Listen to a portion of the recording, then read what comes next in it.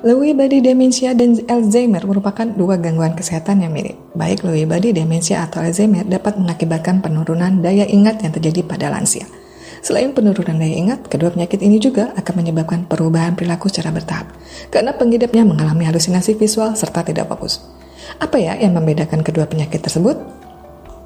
Lewy body dementia atau LBD merupakan salah satu jenis demensia yang paling sering terjadi. Kondisi ini terjadi ketika adanya penumpukan protein pada sel saraf di bagian otak yang berfungsi dalam mengatur daya ingat atau cara berpikir.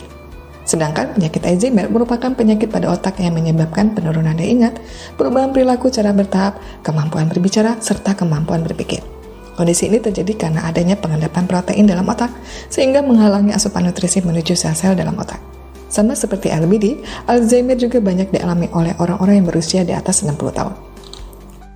Pada pengidap Lewy body dementia, gejala akan ditandai dengan halusinasi yang menjadi gejala utama dari Lewy body dementia. Selain halusinasi visual atau gambar, pengidap LBD juga akan mengalami halusinasi penciuman, indera peraba, serta suara. Mengalami gangguan gerakan tubuh karena otot yang kaku. Akibatnya, gerakan tubuh melambat dan mengalami tremor. Mengalami gangguan kognitif atau gangguan berpikir. Pengidap LBD tidak akan bisa fokus pada satu kejadian, linglung, terjatuh tiba-tiba, dan kehilangan sebagian daya ingat. Mengalami gangguan rapid eye movement, REM. Bahayanya ketika pengidap mengalami ini, mereka akan bergerak mengikuti mimpinya. Mengalami gangguan fungsi tubuh yang diatur oleh saraf yang mengatur tekanan darah, produksi keringat, denyut nadi, serta sistem pencernaan. Karena hal ini, pengidap akan sering merasa pusing, mengalami masalah pencernaan, serta sering terjatuh tiba-tiba.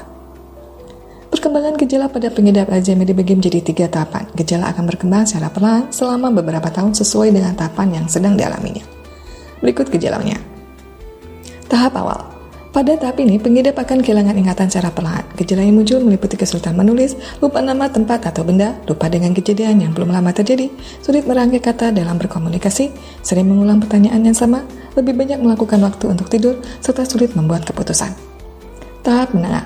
Pada tahap ini, pengidap akan membutuhkan bantuan dalam menjalani aktivitas seharian. Gejala dapat berupa gelisah, lupa nama anggota keluarga, mulai berhalusinasi, kesulitan memecahkan masalah, tampak sering kebingungan, perubahan suasana hati yang drastis, serta merasa frustasi atau cemas yang berlebihan. Tahap akhir.